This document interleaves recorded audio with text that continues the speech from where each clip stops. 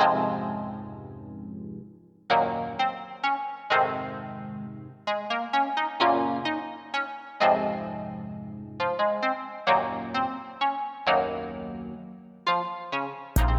welcome to another episode of the Nick Rodriguez podcast. I am so excited to welcome Adam Lefkoe. Lefkoe, how you doing today? Man, I'm good. You've been messaging me for a while. I appreciate all the kind notes on Twitter, and it's cool to see you making moves. So you threw the invite on the calendar, and I wasn't going to say no, man. So I'm excited to talk.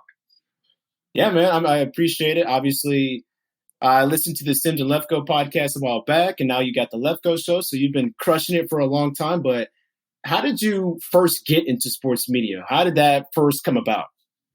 So do you mean the first time that I thought about it or my first gig? The first time you thought about it.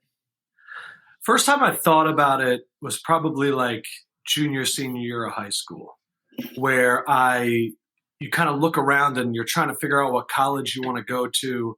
And I remember that I had settled on two choices, either a sports agent or a sports broadcaster.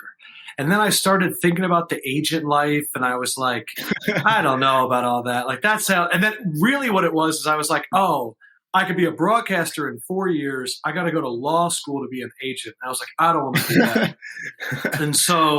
And then like when I was on the varsity team for basketball, like my senior year, I would do like play-by-play of the girl games. I would host things all the time. Like I always knew this is kind of what I wanted to do. And so that's the reason I went to Syracuse, was because they were kind of known for that. I didn't get into the broadcasting school right away, but I was more like, let me put myself in a position to be near it, just to kind of get it going. You know what I mean? Yeah, that makes a lot of sense. And obviously, you're from like the Philadelphia area, right? You're a big Eagles guy? Yeah, suburbs of Philly.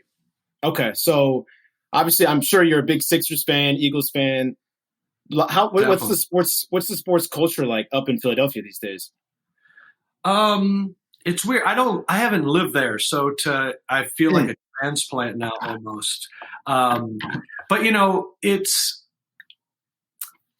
the Sixers is very exciting, but I feel like the Sixers, at least I do, I can only speak for myself. I have a lot of high hopes for them, but there's always I need to see it in the playoffs because it's just a different game. Right. And that's after they destroyed Luka last night and Ben Simmons was defending him better than anybody. The Eagles, I think there's a lot of anger. I think that there's a lot of confusion. I think that people don't know what to have high hopes in. Everything feels confusing and misled. But right. it's you know, unless you're winning right now, everything's tough for everybody, I think. But for Philadelphia Eagles fans, I think it's definitely a transitional period, which is disappointing. Yeah, which is crazy because just a few years ago, you guys were coming off a Super Bowl. You know, it was the Super Bowl when Carson Wentz got hurt, and you could argue that Wentz could have been MVP if he didn't get hurt. Of course, I think Brady ended up winning MVP that season. And, you know, Nick Foles comes in, and all of a sudden, you know, what are we at, 3 or 4 years later, and it's completely blown up. Wentz isn't there anymore, and now you got Jalen Hurts. That's can't be anything that you thought would happen if I asked you that, you know, 3 or 4 years ago. No, but this is also why when people say, is Mahomes going to win 5 Super Bowls? I go, that's ridiculous. If you would have said 2-3 years ago that Russell Wilson would have submitted 4 teams to the Seahawks because he's thinking about being traded, or that Deshaun Watson, or that J.J. Watt would be a free agent and Deshaun Watson's like, or Matt Stafford is the quarterback of the Rams, you know? That's a big one. Like, yeah. And so I think that's why, one, I have such an appreciation for Tom Brady winning 7 because I don't think anybody will ever do it again. I have such an appreciation for real longevity because especially in the NFL, the turnover is crazy. Look, the Niners went to the Super Bowl last year. 3 years before, they were bottom rung of the NFC West, and they were drafting first or second overall. Myles Garrett was the first pick, and now the Browns are in the playoffs. So it's a very cyclical mode in the NFL. And so I appreciate the people that can stay 10 wins a year. Like what Mike Tomlin has done with the Steelers is incredible because he's never going to have a chance to draft a Chase Young. And so that's what makes it tough. But yeah, that's how quickly it can go. It definitely is. I want to transition back to your time as a podcaster, both, as Sims and Lefkoe, and then now the Lefkoe Show. When you guys first started that show, did you how did that process go? Did you know much about podcasting and everything like that? Because a lot of people, are starting podcasts now, but how hot was it when you started one? So it's actually funny. I was thinking about this the other day. I actually did a Sixers podcast, and I want to say 2007, 2008. Really? Oh yeah. Because, well, and we stopped and it was like two guys whose names, I'm going to be very honest, I don't even really remember. But we have always been fascinated, at least the time that I came up, about putting media on the internet. Mm-hmm. So I went to school from 2005 to 2008 at Syracuse. And here's a story about, I went to Nebraska. That was my first job. And I had to be a news reporter. And on Friday nights, they would let me cover high school football and high school basketball. And then on one of my days off on Saturday, I would go with the sports guys to cover Nebraska football, just so that cool. I could put stuff on my tape. Because other than that, I just had news stuff. And I started a podcast kind of in 2009. I started a video podcast in 2009 because I couldn't do sports. So what I would do is after the Sunday show, I would convince the two sports guys to stay. I would convince someone in the control room to stay, and I would host a round table discussion. And then I would take the footage and I would go on my Final Cut Pro on my laptop and I would edit it, and then I would upload it to the station's website. And it would be like an hour-long roundtable, and I would do all the graphics and everything, and I would have to be there till 3 a.m. doing it. But we even went to a local bar and convinced them to advertise for $100 a month. Like that's where it was in 2009, $100 for a month. And we would be like, this is brought to you by Bullseye Sports Bar and Grill. So I've always been fascinated at the on-demand internet possibility of shows. So podcasting was never new to me. Right. Me and Sims were cranking out 30, 40 Team Stream Now videos a day. And so what would happen is we would do, here are the 25 X factors in the NFC, or the 16 X factors in the NFC. And they would have all of the assets ready to go, but there would always be 4 minutes of downtime in between a video. And that's when me and him would just be pretty much doing a radio show because we're just talking to each other. And we would try to get so efficient. And that's when Josh Fendrick was like, I actually think your conversations in between are better than the videos. And I had always been like, let's do a podcast. And then he was like, I'll head it up. I'll handle producing it and uploading it and getting it edited and all that stuff. And I'll make the channel and all that. So he really did all of the hardest part, which I think of just doing it. And then that way me and Sims just started executing it. But like I've said a lot of times, Sims did not want to do it in the beginning. he was always like, I don't understand it. And for me, it's the coolest thing, Nick, is that you're calling me up wanting to hear what I have to say. And as we're all getting into this, we're just humans that want to have our opinions heard on sports. And so by just doing a podcast, you get those reps in and you start building stuff and people start listening. Right. And that's what's really cool, because I know what it's like in the beginning to go to people and be like, be on my pod, and they ignore you, or you put out a take, and then 3 months later you see somebody with a bigger platform do that same take, and it's talked about, and you're like, damn it. I said that, but no, such a big part of the podcast early on was Sims being right about things and nobody listening. And that's when we just so much of our fuel was we're better than these people, but they just can't hear us. And then one day Sims made a comment about something, and it started spreading, and I was like, damn, I think people are hearing us. Right. But it was like the Blake Bortles thing. Like we had been saying that for a year and a half. Yeah, and then out of nowhere. Yeah. And so that really was the beginning of everything. In terms but the thing is we probably already had like 500 podcasts under our belt. So we were ready for it. And so that it was a fun ride, man. But it's always proof that you're always going to be bothered at why is this taking so long? But really, like, that's just how long it takes. And the sooner you realize that, and the sooner you realize that, like, there's never going to be a perfect show. There's just like, let's just keep doing this and it'll get closer. And that there's no guest that's going to bring you to the mainstream. You know what I mean? Like I really 100%. Think, Nick, like even if you had The Rock come on your podcast, like some people, there would be an article like the random kid that The Rock went on his podcast, but it wouldn't be the same. Like you would still have to go through all the shit, you know? 100%. I mean, I've been saying it for a while. I think what made you guys so unique, and now you guys both have your own shows that I both listen to, which is really cool. I think consistency is really, really important. So like you said, you were doing your show, you were 500 deep before you felt like you really got that, explosion or what have you, but being consistent about it, from what I've heard from other people who do a podcast, it's like, you just have to do it. You grind. And honestly, I do it just because I love talking to people about sports, and that's what, makes it fun. No doubt. It's, I think it's important to never forget that, because like when it really becomes work, when it's not these little islands of fun conversation, when you sit down and you go, okay, who do we want to have next week? What do you want to do the week after? Or when you sit down and your partner is like, I'm not really feeling it today. And you're like, damn, like this is annoying. Like it's just going to happen. It just happens.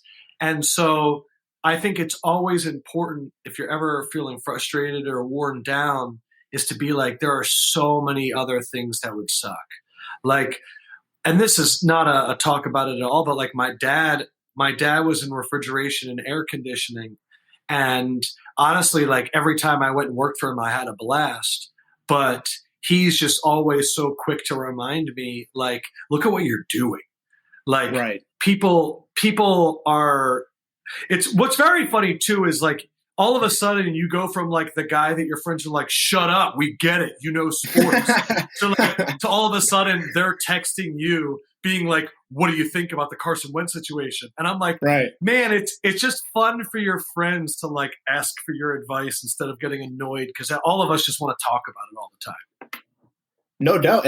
And so obviously you first started doing the podcast, Sims and Lefkoe, it was mainly football. But recently, I guess last year, now you do stuff on TNT with Candance and Shaq and D Wade and everything like that. What has that been like? I mean, those are three big personalities. You basically have to be a point guard on TNT. How has that been for you so far? So it's funny. One, I just want to say, to break the fourth wall, this is the first interview I've done in a long time where I'm not looking at myself and the other person. And I'm enjoying it a lot. I feel like so often people are just like watching themselves the entire time, because I do that for sure. I think other than like working with them, because the answer is they're great, they're amazing, it's a lot of fun, and I'm pinching myself. I really went around it the same way that I went around Sims. So when Sims first came in, realized that like I had been working in Louisville, Kentucky, and I just got this shot at that Bleacher Report to do Team Stream Now. So I moved to New York. I'm like around all these like tech people. I'm faking it. Like, I'll tell everybody, one of the best piece of advice is like, you're not supposed to feel comfortable going into a new situation. And like, if you don't think you're ready, the answer is that's the point.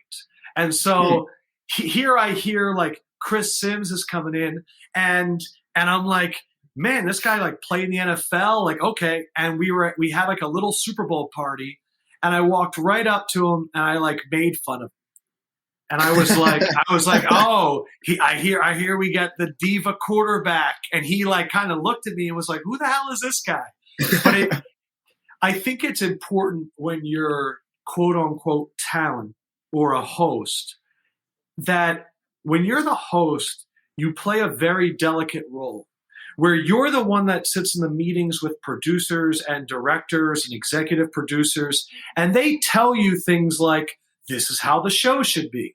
They'll say things to you like, I wish Sims was like this, or I wish we could get this out of Wade. And so you hear all these things, but then you're really the teammate of your on-air person.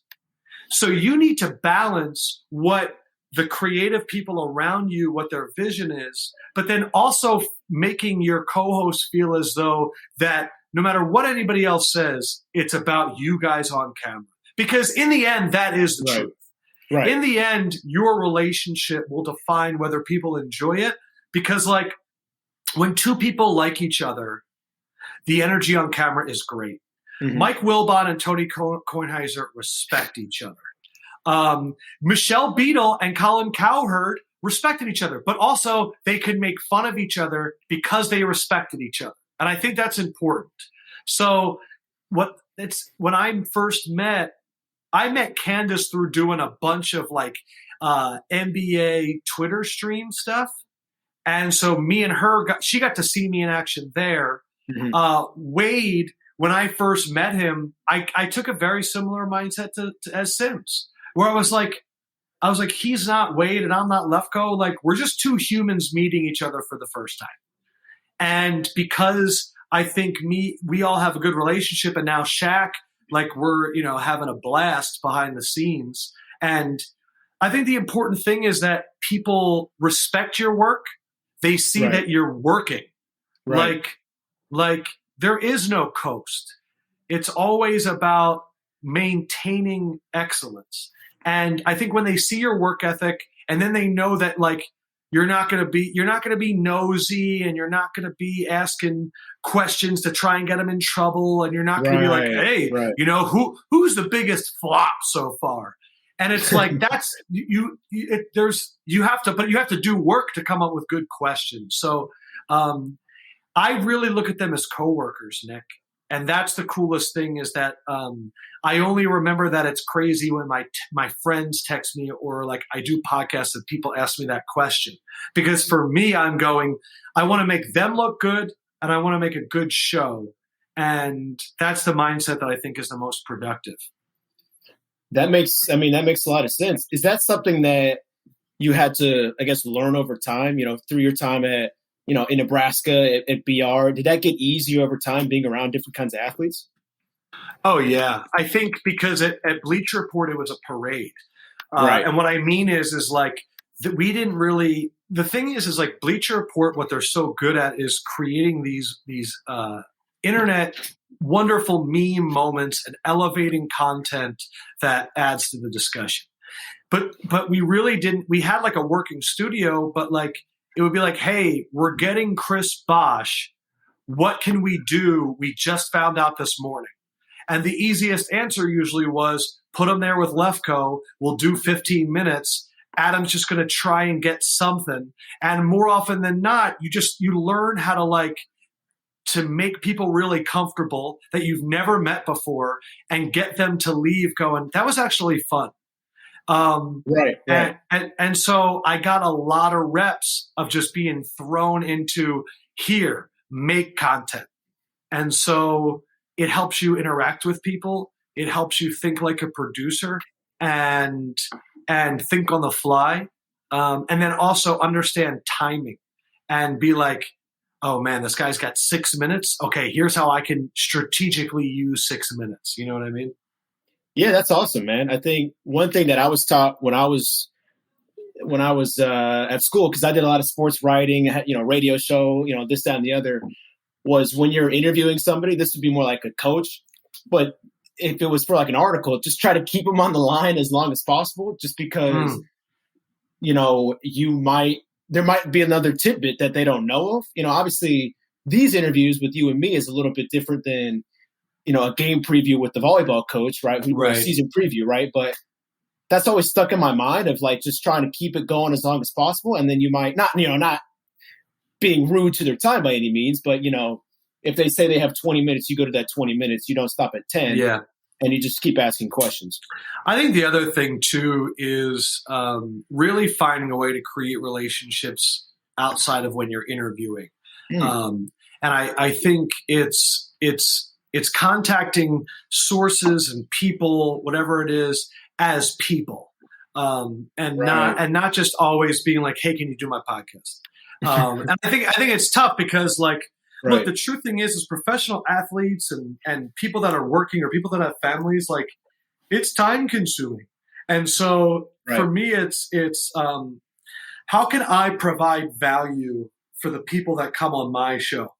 For some people, they want clips of themselves talking about things. So after they do the podcast, they get a little bit of pub and they like that. For some people, they want information. For some, like I'll have NFL players that will hit me up that they have questions about other guys, or they'll hit me up about investment stuff. And it's not always giving them the answer, but it's just talking. But I think also, man, the most important thing is connecting with people when you do interview them, and not just leading them. It's also finding a way to really make them comfortable and really let them know that you don't just care about the answers to your questions, you care about them. And I think when they feel that, you'll get better answers. That's awesome. That's really, really great advice, man. You've been such an awesome guest. Truly appreciate you. I got time for one more, Nick. Let's do one more. One more? Okay. All right. Yeah. Anything random off the top. Okay, random off the top. Give me your Super Bowl prediction for 2022. See, this is a good headline grab by Nick Rodriguez. Man, it's so hard because we're at a point where nobody knows who's going to be on what team next year. I know. I am going to go with the Kansas City Chiefs. You don't want to see them when they're angry because everybody's coming back. So I think that they're going to be there again. Wow. It's so easy to say a rematch. I'm not going to do that. I mean, who the heck even knows who's going to be the quarterback at the Saints next year? I mean, Rams maybe. I mean, Rams is interesting. Cardinals are interesting. Niners are very interesting. Packers, I'm not going down that road. Saints, who the hell is their quarterback? Cowboys are a sleeper. The Bucks? Yeah, that's what I'm saying. It's too easy to pick a Chiefs-Bucks.